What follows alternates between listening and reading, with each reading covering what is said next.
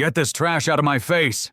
Sterling Vance spat, flicking the dirty, worn-out plastic card back at the 10-year-old girl standing before him.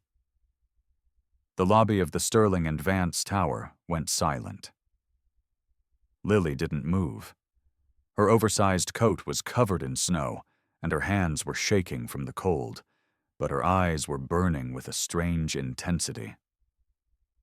"Just check it," she whispered, her voice barely audible over the hum of the busy office. "My mom said you have to check it." Sterling laughed, a cruel, echoing sound that made the receptionist flinch. He turned to his VIP investors, a smirk playing on his lips. "Watch this, gentlemen. Let's see how much treasure is hidden on this piece of garbage.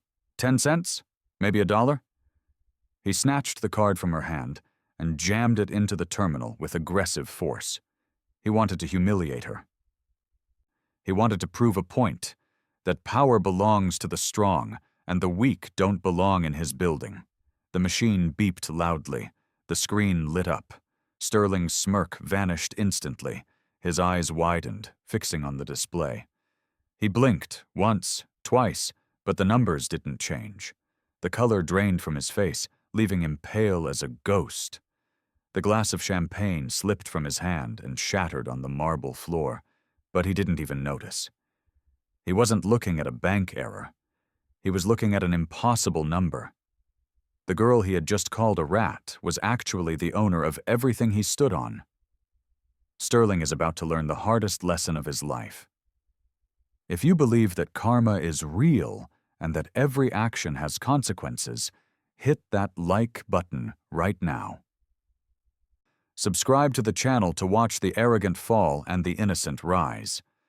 But to understand how a homeless girl ended up holding the keys to a Wall Street empire, we have to go back 24 hours earlier. The city of New York was in the grip of the century's worst blizzard. The wind didn't just blow, it screamed through the canyons of steel and glass, cutting through layers of clothing like a knife. For most people in Manhattan, the snow was an inconvenience, something to watch from the window of a heated penthouse or a warm taxi. But for 10-year-old Lily Harper, the snow was a predator. Lily sat huddled in the corner of a narrow alleyway, pressing her back against a brick wall that radiated nothing but cold. Her breath came out in shallow, white puffs. She wore a coat that was 3 sizes too big, salvaged from a donation bin weeks ago, but the insulation was gone, leaving her shivering violently. 24 hours ago, Lily had lost the only shield she had against this harsh world. Her mother, Martha, had passed away in their cramped basement apartment after a long battle with illness. Martha had been a woman of grace and endless patience, but she died with nothing to her name, except for a small, leather-bound diary and a strange, heavy black card she kept hidden inside a hollowed-out book. Lily reached into her pocket, her fingers numb and blue, and pulled out the diary. She opened it to the last page, reading the shaky handwriting for the 100th time.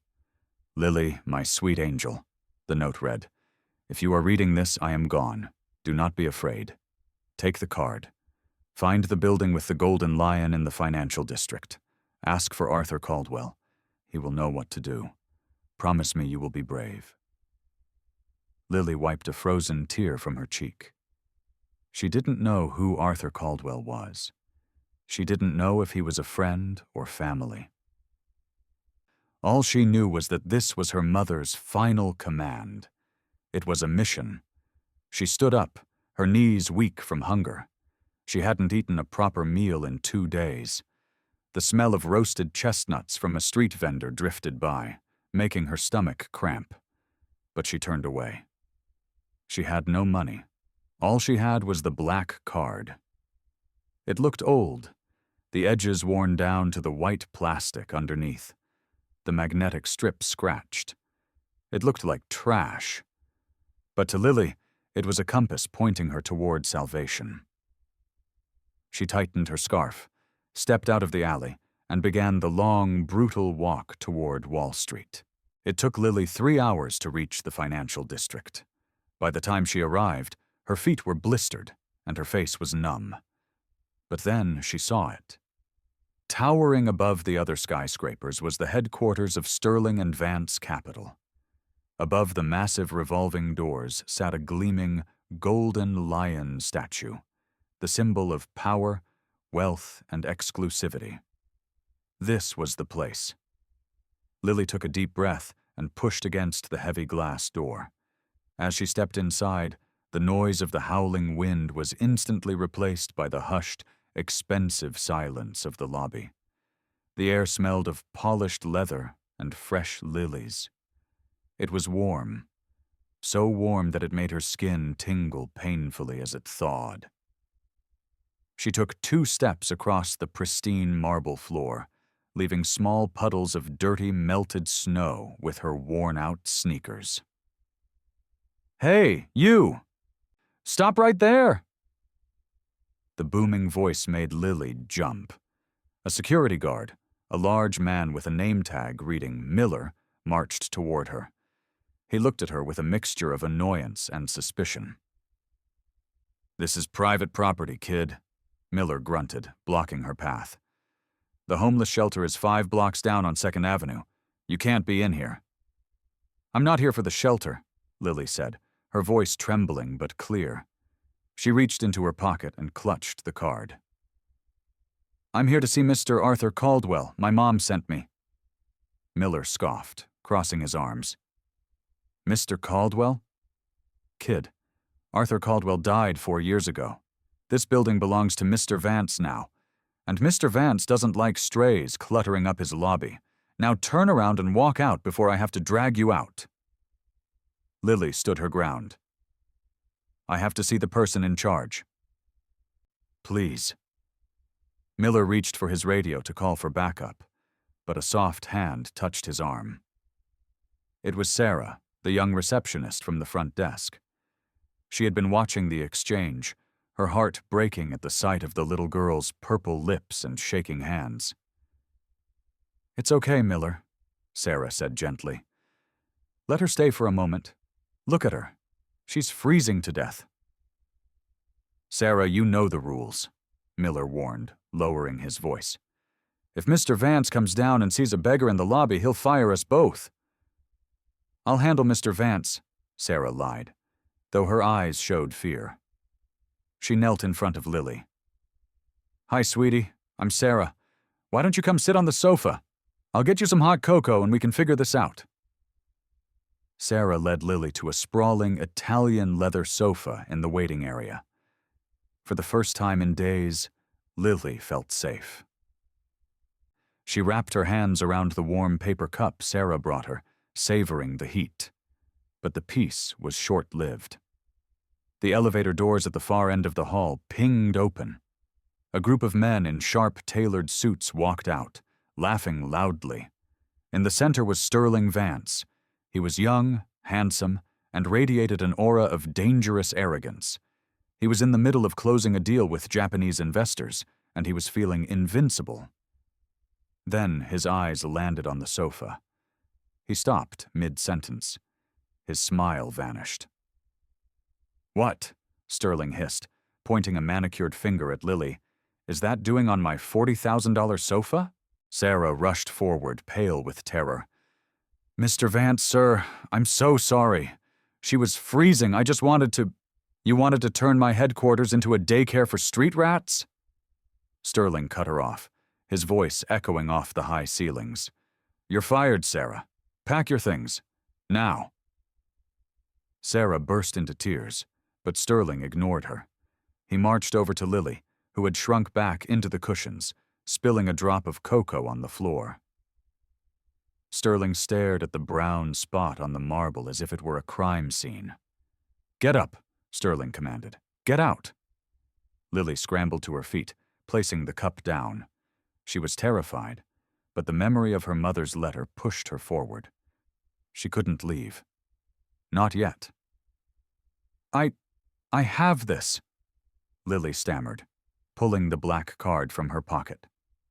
She held it out to him. "My mom said—" "She said it belongs to the owner."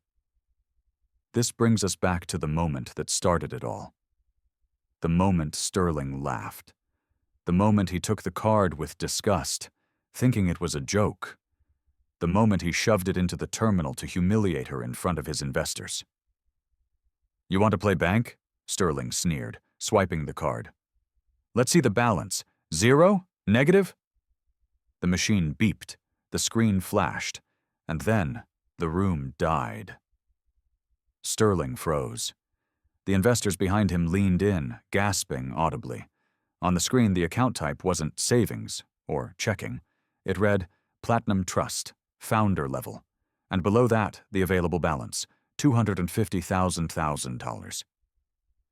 But it was the text under the balance that made Sterling's knees buckle.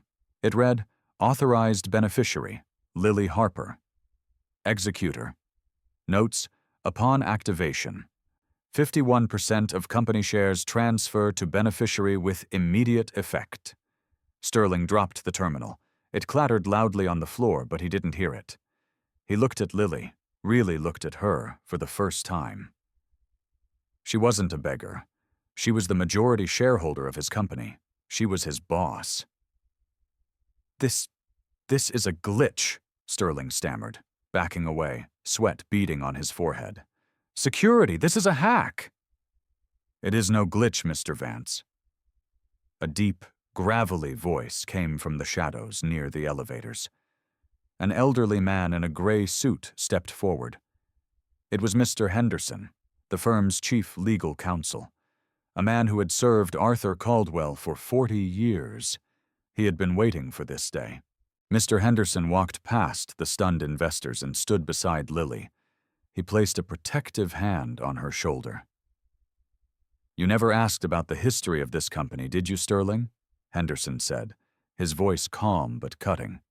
"You only cared about the profits." Henderson turned to the room, addressing the confused crowd. 10 years ago, Arthur Caldwell suffered a massive stroke in Central Park. He was wearing old jogging clothes. People walked past him. They stepped over him. They thought he was a drunk. They thought he was trash. Lily looked up at the lawyer, her eyes wide. Only one person stopped, Henderson continued, looking down at Lily with a smile. A young student named Martha. She didn't know he was a billionaire. She just saw a human being in pain. She called the ambulance. She stayed with him in the hospital for 3 days until his family arrived. Except he had no family. He only had this company. Sterling was shaking his head. So what? He gave her some money? He gave her everything, Henderson corrected. Arthur knew he was dying, and he knew you, Sterling, were next in line to take over. He knew you were talented, but he also knew you were cruel. So, he created a test. Henderson picked up the black card from the floor. He placed his personal controlling shares into a blind trust for Martha and her daughter. He instructed Martha to wait until Lily was 10 years old to present this card. The condition was simple. If the current CEO treated the bearer of this card with kindness, the shares would remain silent. But if the CEO showed cruelty... Henderson looked at Sterling, his eyes cold. Then the shares would activate, stripping the CEO of all power immediately. Sterling looked around the room. The security guards, including Miller, were staring at him. The investors were whispering. He realized, with a sinking feeling of horror, that the trap had snapped shut. His arrogance had cost him an empire. "You fired Sarah for showing kindness," Henderson said. "Now Lily is firing you for showing none." The silence in the lobby was broken by a small voice. "You can stay, Sarah," Lily said, walking over to the crying receptionist. "You can have his job." Sarah laughed through her tears, hugging Lily tight. Sterling tried to protest, to scream, to threaten lawsuits. But Miller, the guard who had initially stopped Lily, stepped forward. He wasn't looking at Sterling as a boss anymore. He grabbed Sterling's arm firmly. "Time to go, sir," Miller said, his voice laced with satisfaction. "Don't make me drag you out." as Sterling Vance was escorted out of the building he used to rule, into the cold he had mocked. The warmth in the lobby seemed to double. Lily didn't understand stock markets or hedge funds, but as she stood there, holding the hand of the woman who had given her a cup of cocoa, she understood something far more important. She understood that her mother was right. Kindness wasn't a weakness. It was the most powerful currency in the world. And finally, after a long, cold winter, Lily was home. No act of kindness, no matter how small, is ever wasted. If this story touched your heart, please share it with someone you love. The world can be a cold place, but stories like this remind us that there is always light waiting to be found. Don't forget to subscribe to the channel for more powerful stories every day. See you in the next video.